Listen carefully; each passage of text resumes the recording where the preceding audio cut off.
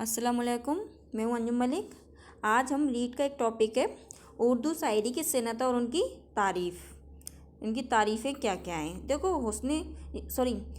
उर्दू शायरी की 5 सनतें हैं। पहले नंबर पर हुस्न तामील। शायर अपने शेर में किसी बात की असलियत या असली सबब बयान ना करे। ये शायर अपने शेर में किसी बात की असलियत या असली सब बयान ना करे और कुछ और कहे तो उसे हुस्न तालील कहा जाता है। उसे क्या कहा जाता है? हुस्न तालील कहा जाता है। अब इसके बारे में क्या है, जैसे अब तो सूरज भी रात में निकला, तो मतलब इसमें शायद असली बात नहीं बता रहा है। अब तो सूरज भी रात में निकला, क्या उजाला हुआ अंधेरे में। तो उजाला अंधेरे में ही होता है, लेकिन सूरज रात में नहीं निकलता। तो शायर अपने शेर में क्या कह रहा है? सही असली बात नहीं बता रहा है। इस शेर में शायर ने अपने सूरज का रात में निकलना है बताया है। इस शेर में शायर ने सूरज का रात में निकलना बताया है, मगर ये असलियत नहीं है। लिहाजा ये शेर सिनेत हुस्न तालील की खूबसूरत मिसाल है। जैसे मान लो रीड में ये दे देंगे तो इसको बताएंगे इसे क्या कहते हैं। अब तो सूरज भी रात में निकला है, क्या उजाला हुआ अंधेरे में। मतलब शेर अपनी शायरी में असली बात बयान ना करके कुछ और कहे, उसे हम हुस्न तालील कहते हैं। अब ये दूसरे नंबर पर क्या है? मुबालगा। देखो मुबालगा क्या है? शायर अपने शेर में किसी चीज़ की बुराई या अच्छाई इस तरह बयान करे।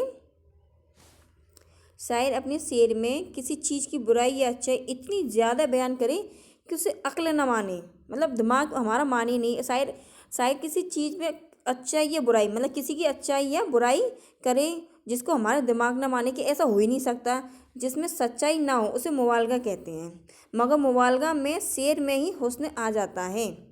मिसाल के तौर पर जैसे तेरा चेहरा कमल समझता हूँ, चांदनी का बदल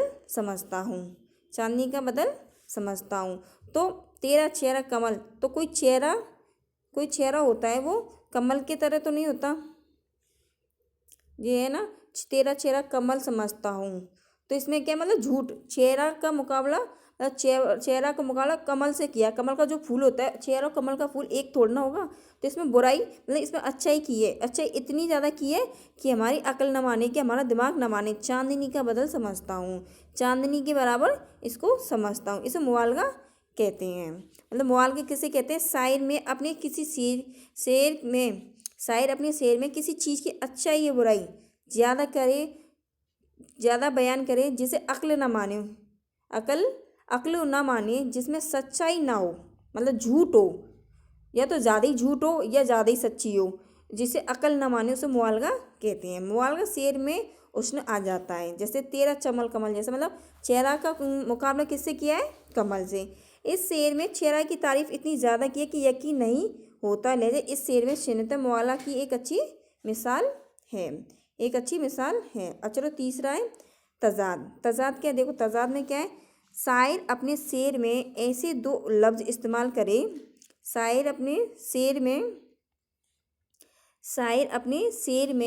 ऐसे दो लफ्ज़ इस्तेमाल करे जो मायने के लिहाज से एक दूसरे के खिलाफ हो, मतलब मायने के लिहाज से एक दूसरे के खिलाफ हो,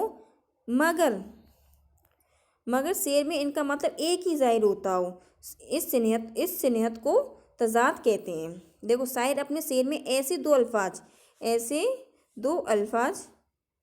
जैसे इसमें शायर अपने शेर में ऐसे दो अल्फाज इस्तेमाल करे जो मायने के लिहाज से एक दूसरे के खिलाफ हो, मतलब एक दूसरे के विपरीत या उल्टा हो, मगर इसका मतलब एक ही ज़ाहिर होता हो। इस सिनहत को हम तजाद कहते हैं। इसका मिसाल के तौर पर देखते हैं क्या है।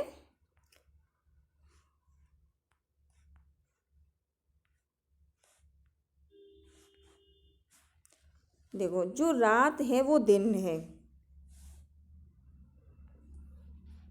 जो दिन है वो रात है। उल्फत में आशिकों की यही कायनात है। जैसे जो रात है वो दिन है, जो दिन है वो रात है। उल्फत में आशिकों की यही कायनात है। तो इस शेर में शायर ने रात को दिन और दिन को रात बताया है। इस शेर में शायर ने रात को दिन, इस शेर में रात और दिन के एक ही मतलब निकल रहे हैं, इसलिए शेरी सिनत तेजाद का एक ही खूबसूरत है। जैसे मिसाल दिए, जो रात है वो दिन है, जो दिन है वो रात है। उल्फत में आशिकों की यही कायनात है।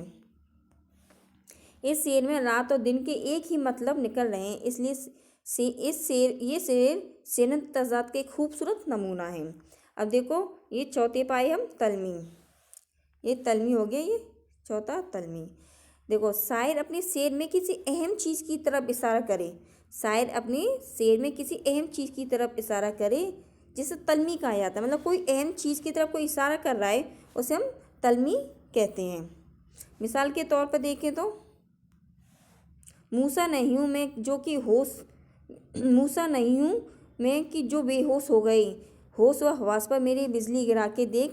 इस मिसाल में ये कहने चाह रहे हैं शायर, इस मिसाल में शायर कहना चाह रहे हैं कि मैं मूसा नहीं हूँ जो बेहोश हो गए हैं, होश हवास में मेरी बिजली गिरा कर देख। मतलब इस शेर में पैगम मूसा अलैहिस्सलाम की तरफ इशारा है, इसलिए इसे तलमी कहा जाता है।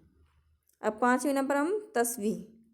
शायर अपने शेर में एक ऐसी चीज़ को, शायर तशबिह किसे कहते हैं? शायर अपने शेर में किसी एक चीज़ को इस मुनासबत रखने वाली किसी दूसरी चीज़ से मिसाल देकर पेश करता है। शायर अपने शेर में एक चीज़ को इससे मुनासबत रखने वाली किसी दूसरी चीज़ से मिसाल देकर पेश करता है, उसे तस्बिया कहते हैं। जैसे कि नाज की इसके लब की क्या कहें, पंखुड़ी एक गुलाब की सी है। मतलब इस में शायर ने अपने महबूब के लब को गुलाब की पंखुड़ी की मिसाल दी है। लब मतलब होठ। इसमें शायर ने अपने महबूब के लब मतलब होठ, मतलब होठों को गुलाब की पंखुड़ी की मिसाल दी है। होठों को क्या कहा है? गुलाब के पंखुड़ी जैसा कहा है।